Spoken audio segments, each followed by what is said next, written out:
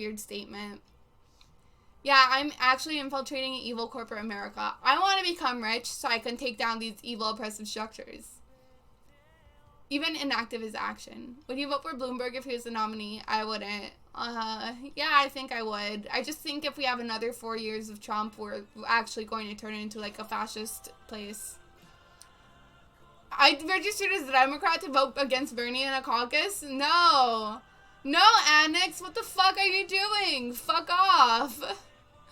It's important to vote Trump out, not working. Not voting is a proxy vote for Trump. If a Trump supporter wants to stay home, that's fine, but it would be better if they voted blue. Democrats still think they're going to win election, calling Trump a racist. Okay, I guess we'll agree to disagree about Democrats. It's not a weird statement. I struggle with that one too, because when my friends came to me with an issue, I generally do give them a solution. It took me years to learn to listen and understand some cases. Well, you gotta do both. You gotta listen to your friend, and you also gotta work with them for a solution.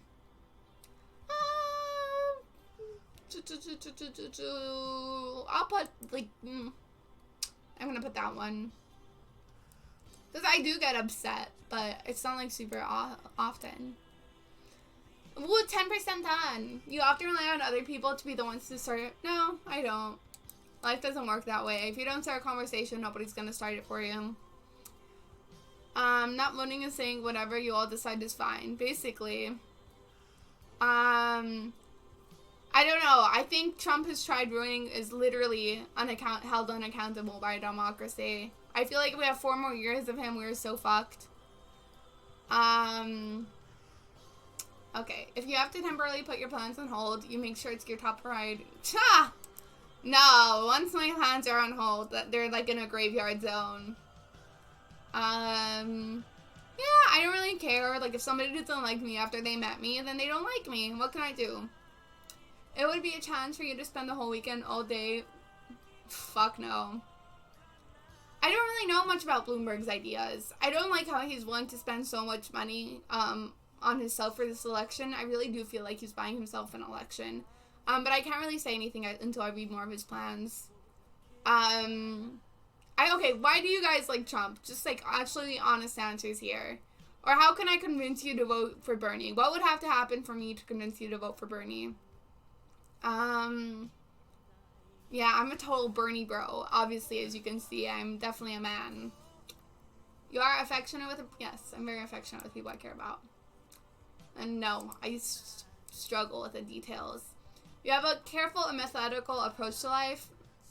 Not really. I agree. When I make mistakes, I think about them a lot. Not voting is something only privileged people can do. If you're a white property-owning male that has some money, then it really doesn't matter if Trump is reelected or not, personally. Bloomberg is a Republican turned Democrat because there were 2 races for him, and he started to stop and frisk. He started stop and frisk? Oh god, that's terrible. I would like to know more about how Bernie would be able to follow through with his promises, like employing free college. It sounds like a great idea, but I doubt it can truly happen. Well, the point is that if Bernie wins an election by, like, a landslide and there's a lot of popular support for him, there's a chance that more Democrats are going to fall in line. I mean, look what happened when Trump won. A lot of Republicans were totally against him before, but then when he won the party, a lot of them fell under his alignment. So you can argue that there's a possibility that it happens with Bernie. And if not, then he can at least push for other policies through executive order and executive action that can still help the general people. He did. That's the biggest problem with Bloomberg. He doubled down on stop and frisk too. Oh god. He wants to give healthcare to illegal immigrants, doesn't he? I mean, theoretically speaking, like, we already have healthcare, like, for illegal immigrants, like, if they go through the emergency room, most probably. It's probably cheap. Well, actually, it is cheaper, to just have free services, kind of. I could go into more detail about that. Literally, in the nonprofit I worked in, hospitals wanted to have, wanted to have free clinics available in the area. Because what would end up happening instead is, instead of people going to the doctor early, getting a diagnosis and getting medication, they let things get really, really bad until they had to go through the emergency room, and then they'd leave without paying anything. So to them, it was just a lot more logical to be like, okay, we should be having clinics here that are really like free or at a super huge reduced price so we don't lose money through ambulances and people taking expensive medication that could have been prevented beforehand. I'm going to debate Destiny tomorrow, probably. I do not have apraxia. I just want to say thank you for your patience and understanding when answering these questions. I think you do a great job. Oh, my heart. Ouchie. Oh, thank you for the kind compliment. You're the warm feels. Okay. Yeah, no, Mexico has really, really cheap healthcare. I think you're just, if you really want to prevent an illegal immigration problem, you should focus more on the companies that hire these people to begin with than the legal immigrants. Yeah, I actually am. I actually am debating Destiny tomorrow. I'm only for open borders if we have easily accessible transportation and easily affordable housing for all.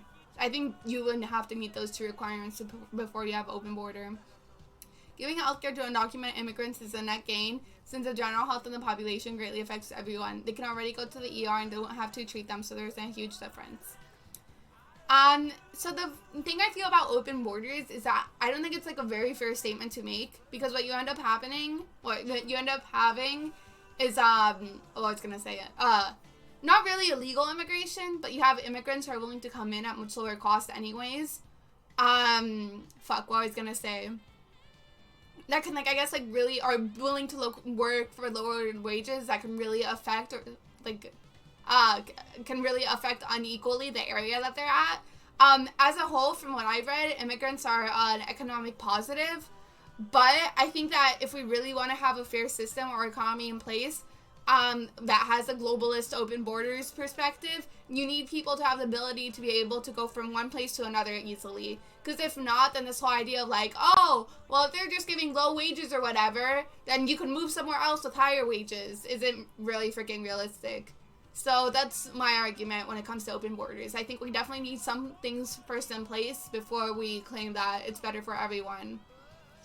One time is my debate. I don't know when I'm going to debate him. I'm going to create a logic chart for it and then just send it to him and be like, let's debate this.